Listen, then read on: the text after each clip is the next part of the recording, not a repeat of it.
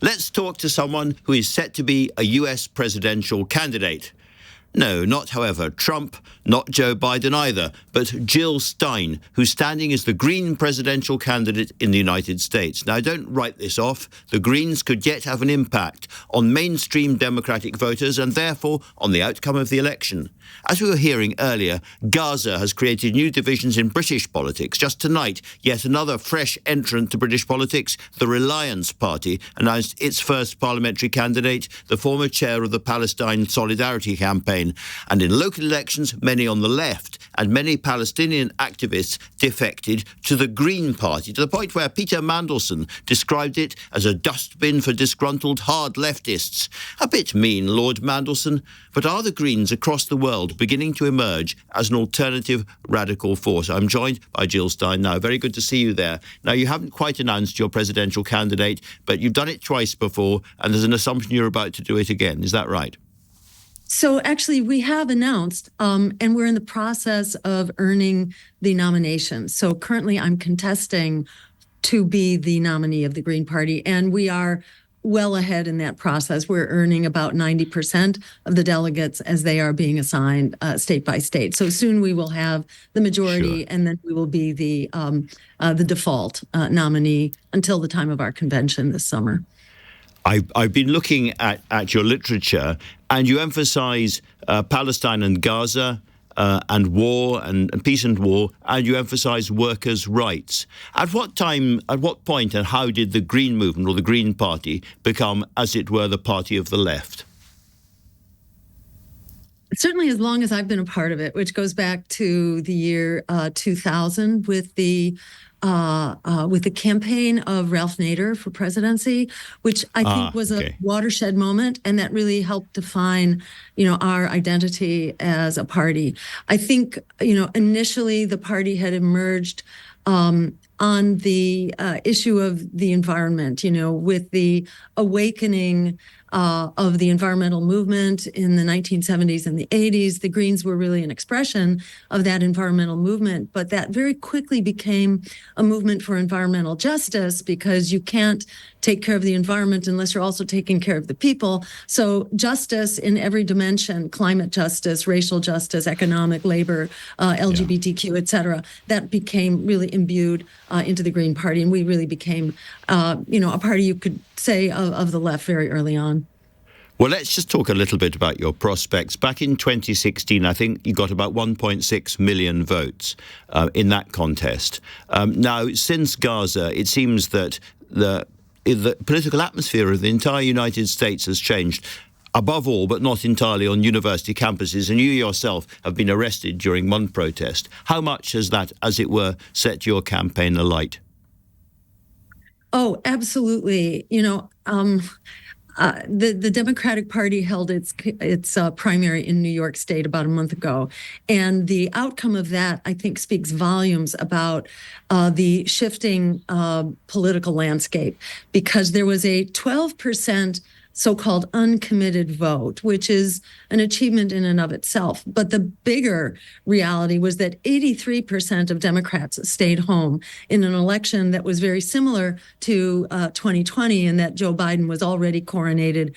The race was a done deal by the time New York held its primary in 2020, yet people came out to vote. This time they did not. 83% stayed home. That really amounts to the bottom falling through in the Democratic Party.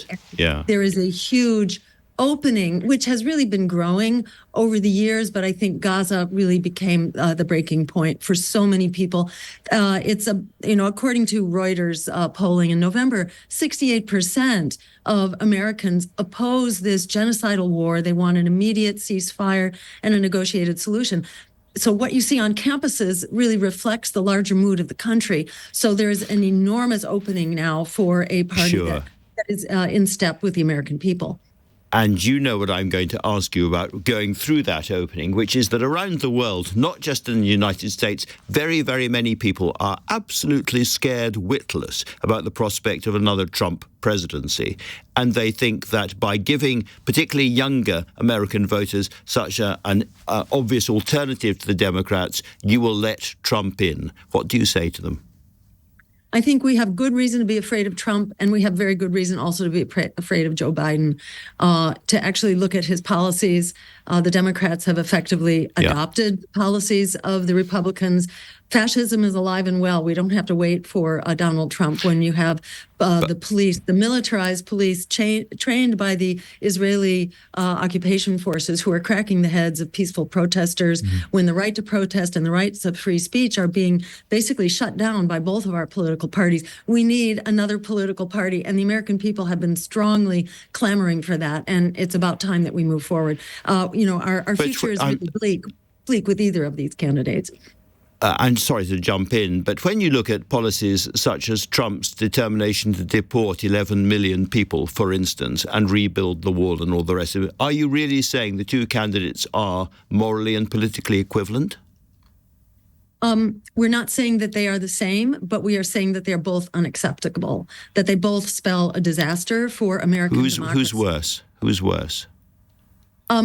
I think it depends what issue you're looking at. The important question to my mind is, what do we need in order to have a survivable future? When you have Joe Biden basically engaging potential war now on three fronts, Joe Biden, who is driving the Middle East war to potentially become a globalized war and a nuclear war, and when you are leading the charge on genocide, there is no greater hallmark of fascism than that. So I think we have reason to stand up, knowing that if we stand up and if we stand together, we actually have the potential to change the direction of this country. We've seen Joe Biden saying today that he's going to halt any further arms supplies to Israel because he's so worried about Rafah. Is he doing that because of you? As Frederick Douglass said, power concedes nothing without a demand. It never has and it never will. This is why it's really important to have opposition political parties to shine daylight on these critical issues and to push the envelope. So whether that's because of our campaign or whether it's because of the American people whose deeply felt needs and wishes we reflect, it's hard to say. But either way, that has to happen. This is how democracy works. We have, a Green Party, a very vigorous Green Party in the UK, and of course, all the way across Europe, there are Green parties of one kind or another. Do you think that this is becoming the, as it were, left alternative to mainstream social democratic parties right around the Western world? In other words, do you see these Green parties joining together to make a wider movement? That has been, very much the intent of the Green parties, who really function as a global coalition as well to help build the force. The party has been, globally has taken different positions on matters of war and peace, but we do seem to be aligning now more with the position that the American Greens have taken for quite some time. You've had Bernie Sanders, and I'm sure you've heard of him, Jeremy Corbyn in this party, as left leaders who take a very strong view on issues like Gaza. Would they be better off, do you think, to come straight over to the Green parties and to get rid of their previous Labour or Democrat affiliations? Absolutely. I think Bernie Sanders' two campaigns have really proven that you cannot have a revolutionary campaign inside of a counter-revolutionary party. And basically, he had victory stolen from him twice through rigged primaries. And I think it really demonstrated very clearly that there's only so far you can go. Where did he wind up? In basically a token position as head of the budget committee, where basically he could make proposals and then they were quickly dismantled. This is why you have to establish an independent political party so that you can make progress from one election to the next, and you can't simply have all your progress dismantled by the party that's taking its marching orders from Wall Street and the war machine.